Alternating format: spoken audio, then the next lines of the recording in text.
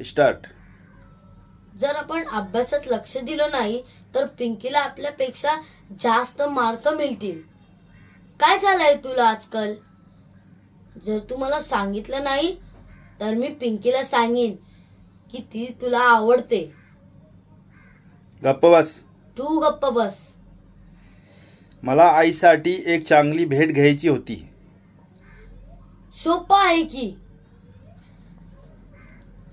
तुला आठवते सरांनी आपल्याला काय सांगितलं होतं?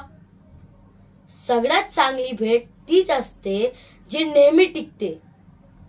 तिला काहीतरी बॅटरीने चालणारी वस्तू घड्याळासारखी बॅटरी चार्ज करत राहायची फक्त.